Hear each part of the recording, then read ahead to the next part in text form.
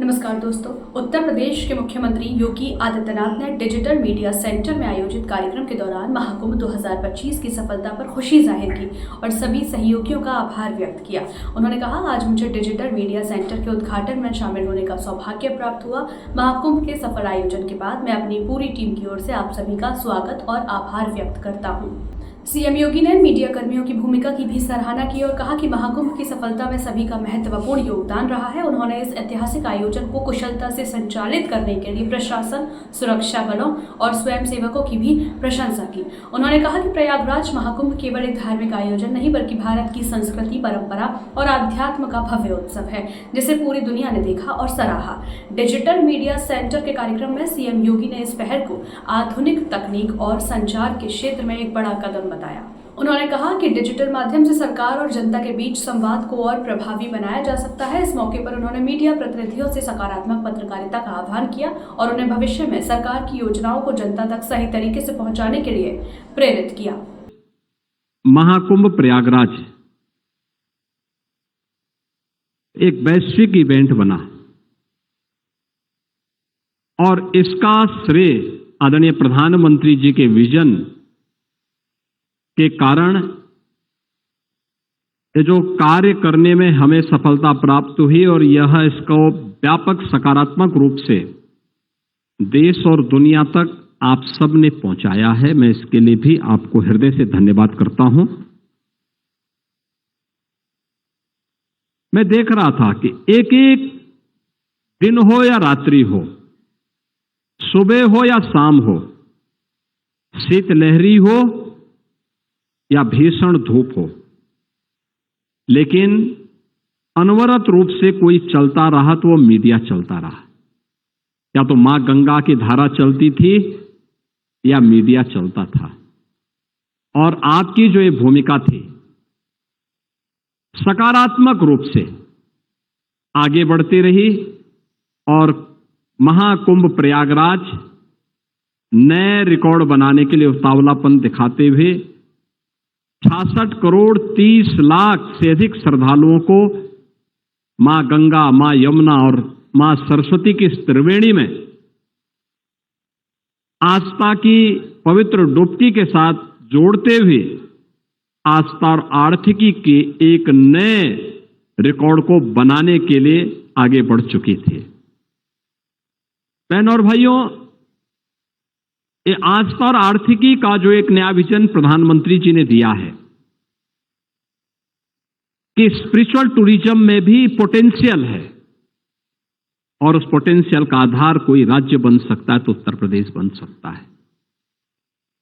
अभी गत वर्ष ही उत्तर प्रदेश में 2024 में 65 करोड़ श्रद्धालु और पर्यटक उत्तर प्रदेश के अंदर विभिन्न तीर्थ स्थलों में आए थे।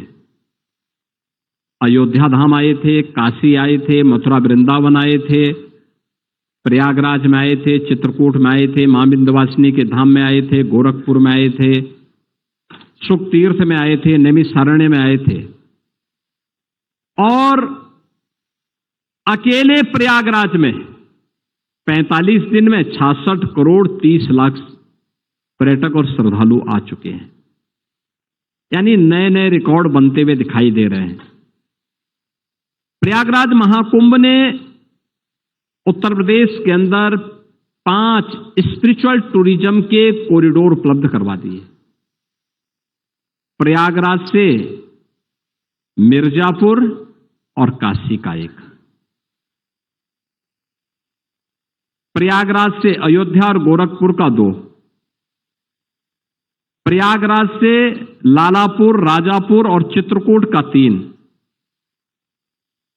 प्रयागराज से लखनऊ और नैमिषारण्य का 4 और प्रयागराज से बुंदेलखंड एक्सप्रेस होते हुए आगरा होते हुए मथुरा वृंदावन और सुख तीर्थ का 5वां। ये 5 तीर्थों में पिछले 1.5 महीने से अधिक समय से लाखों की संख्या में श्रद्धालु है और केवल स्थानीय नहीं है, देश का भी है, दुनिया का भी है।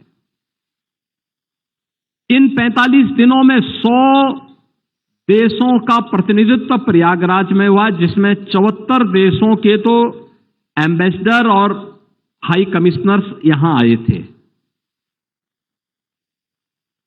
12 देशों के मंत्री या राष्ट्राध्यक्ष की उपस्थिति हुई थी और अन्य देशों से श्रद्धालुजन भी इस कार्यक्रम का हिस्सा बने थे। पर्यटक इस कार्यक्रम का हिस्सा बने थे, जिनको कवर करने का अवसर आपको भी प्राप्त हुआ था जब विभिन्न महास्नान के दौरान या अमृत स्नान के दौरान यहां पर ये कार्यक्रम हो रहे थे। महाकुंभ के पूरे आयोजन में, यानी अस्थाई और अस्थाई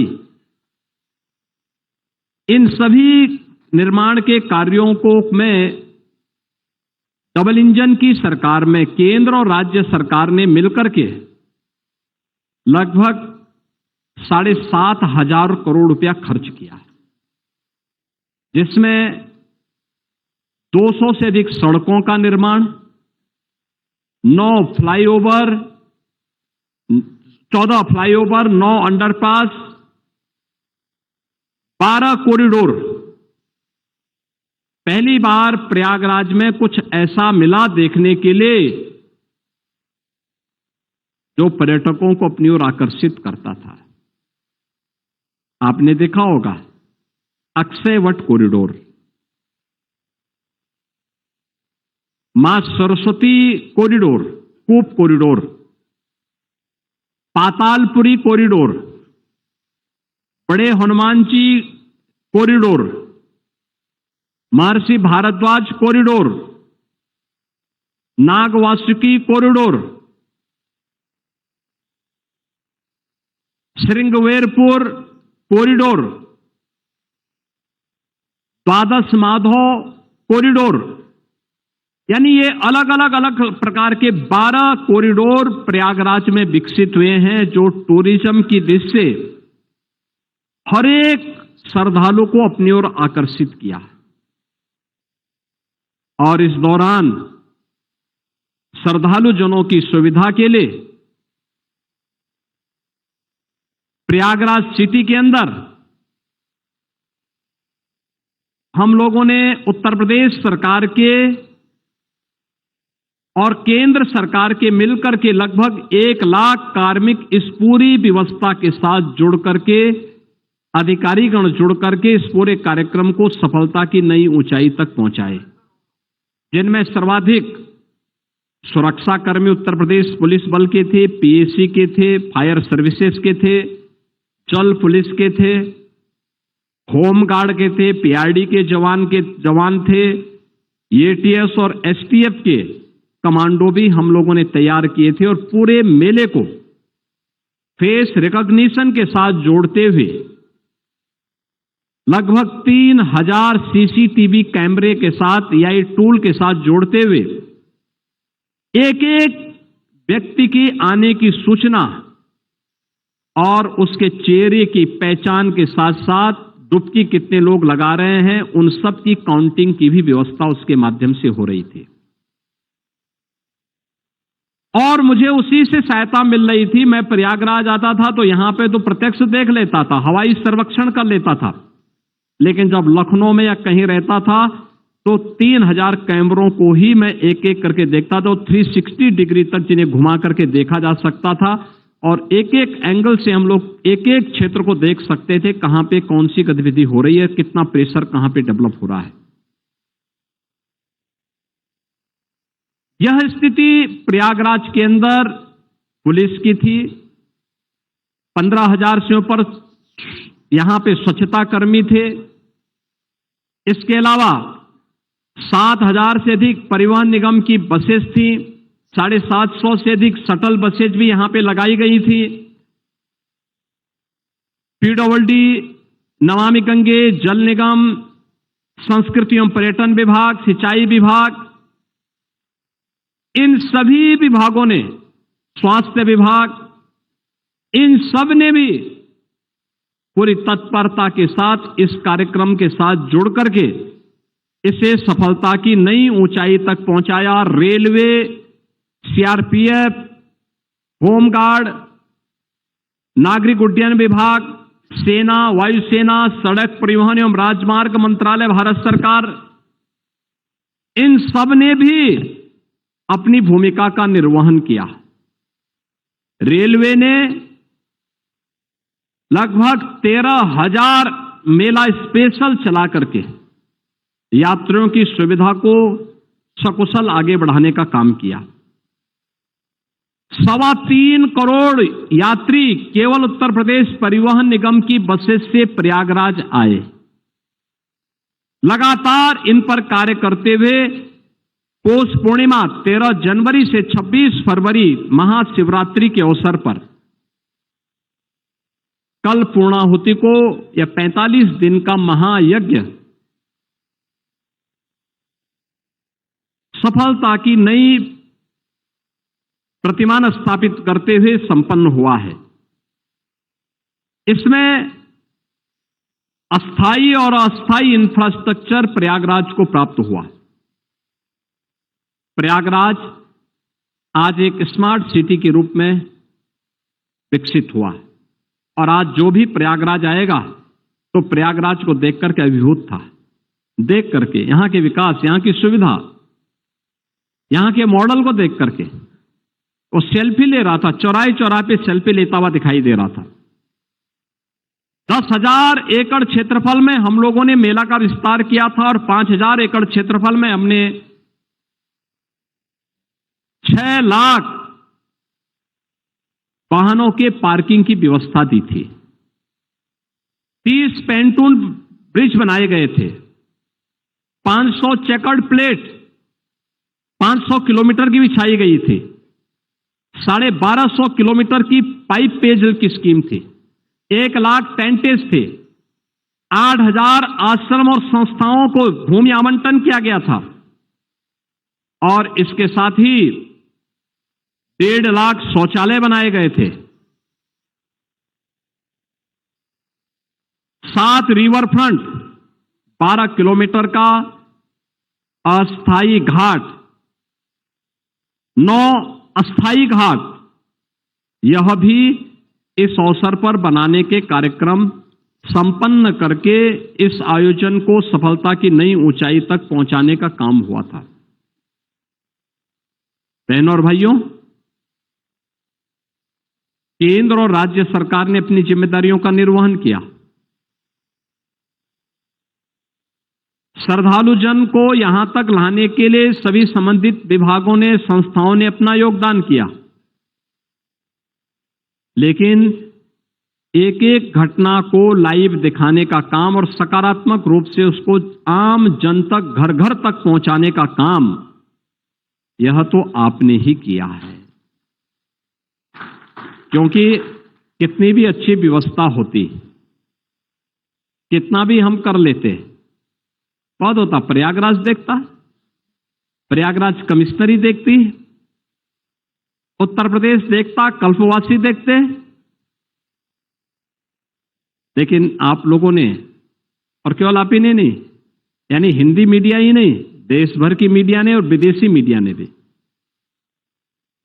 यहां की व्यवस्था की सराहना की, उसको सकारात्मक रूप से आगे बढ़ाया और किसी भी आयोजन को सफलता की नई ऊंचाई तक पहुंचाने के लिए मीडिया का क्या रोल हो सकता है, उसकी एक बेहतरीन मार्केटिंग करने में भी आपने बड़ी भूमिका का निर्वहन किया। आस्था की आर्थिकी हो सकती है, प्रधानमंत्री मोदी जी कहते थे, लेकिन मीडिया ने साबित कर दिया कि 7,500 करोड़ खर्च करके 3.5 लाख करोड़ की ग्रोथ की जा सकती है। यह भी मीडिया ने बता दिया है दुनिया को, और दुनिया कौतूहल और आश्चर्य की निगाहों से इन सब बातों को देख रही है। एक नया शोध का विषय दिया है, मैं लगातार देख रहा हूं, मेरे पास लगातार IIM से और नेशनल इंटरनेशनल इंस्टीट्यूशन से पत्र आ रहे हैं कि क्राउड मैनेजमेंट कैसे होता है, आस्था और आर्थिकी का समन्वय कैसे हो सकता है। ये तो पहली बार ये विषय मिला। इसको लेकर के आप 1 घंटे का टॉक हमारे यहां दीजिए, हमें बताइए मैनेजमेंट के बारे में कैसे ये हुआ। जो भी आया उसने स्वच्छता की चर्चा की, उसने टेक्नोलॉजी की चर्चा की, उसने सुरक्षा कर्मियों के व्यवहार की चर्चा की, उसने हरेक स्तर के कार्मिकों की चर्चा की। और सचमुच मीडिया के साथ साथ प्रयागराज वासियों का धैर्य अत्यंत अभिनंदनीय रहा, जिन्होंने पूरे आयोजन को अपना आयोजन माना, अपना आयोजन माना। अक्सर होता है एक दिन दो दिन लोगों को थोड़ा पैदल चलना पड़े, लोग अधीर हो जाते हैं, गुस्से में आ जाते हैं, सड़कों पे आ जाते हैं। दुनिया के अंदर आप देखिए लॉकडाउन के दौरान क्या होता था, यानी दुनिया की महामारी आई थी, कोरोना महामारी आई थी। लॉकडाउन जैसे हुआ लोग सड़कों पे आ गए। दुनिया के अंदर आपने देखा होगा, भारत के अंदर प्रधानमंत्री मोदी जी के नेतृत्व में कोरोना प्रबंधन के लिए जो भी आह्वान होता था, जनता जनार्दन का योगदान पूरी तत्परता के साथ प्राप्त होता था।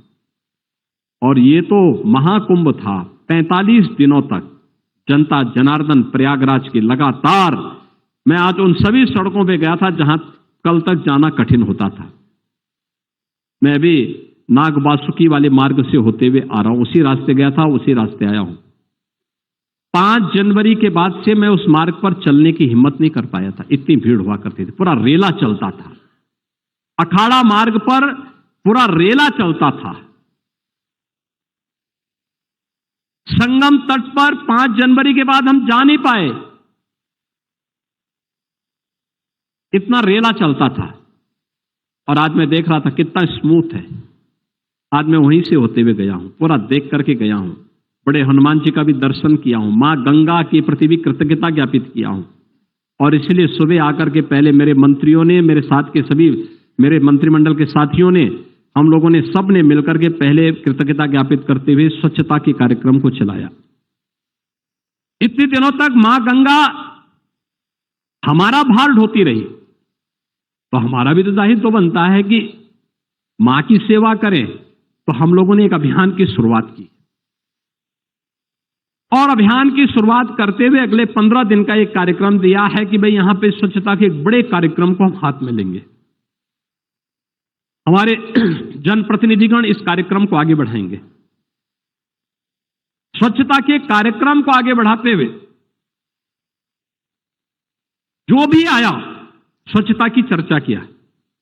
उन स्वच्छता कर्मियों को हम लोगों ने सम्मान दिया, उनके लिए कुछ घोषणाएं की, और भविष्य के बारे में भी उनको आश्वस्त करते हुए उनके साथ एक सहभोज का कार्यक्रम भी हमारा संपन्न हुआ। स्वच्छता कर्मियों के बाद त्रेता में भगवान राम को मां गंगा में उस समय पार कराने का काम किए थे निषाद राज, और नाविकों ने भी उसी भूमिका का निर्वहन इस महाकुंभ के दौरान भी किया। उनके सम्मान का कार्यक्रम हम लोगों ने रखा था। फिर परिवहन निगम के जो चालक परिचालक थे उनका और उनके सहभोज का कार्यक्रम था। और इसके उपरांत नेत्र कुंभ में हमें जाने का अवसर प्राप्त हुआ। नेत्र कुंभ ने निःशुल्क नेत्र जांच, ओपीडी, यानी 2.25 लाख लोग ओपीडी में आए। 1 लाख से अधिक लोगों को चश्मा मिला। 17,000 लोगों को वहां पर मोतियाबिंद के आईओएल के ऑपरेशन के लिए चिन्हित किया गया। और उस पूरे कार्यक्रम में भागीदार बनकर के आज उनका भी समारोह हुआ है। और अभी हमें आपके प्रति आभार व्यक्त करने का अवसर प्राप्त हुआ है। मित्रों, मैं इस अवसर पर इन 45-50 दिनों से आप सभी यहां पर हैं और पूरी तत्परता के साथ आपने इस पूरे महाआयोजन को, इस महायज्ञ में एक सदस्य के रूप में अपना स्वयं का कार्यक्रम मान करके सफलता की नई ऊंचाई तक पहुंचाने में अपना योगदान किया है।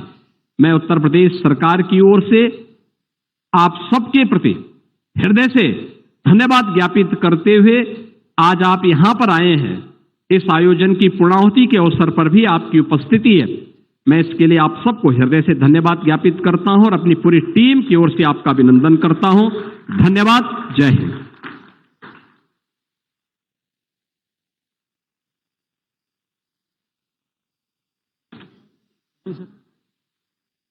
धन्यवाद साथियों। आप सब लोगों के लिए स्वल्पाहार की व्यवस्था है, कृपया उसको ग्रहण करके ही विदा लें।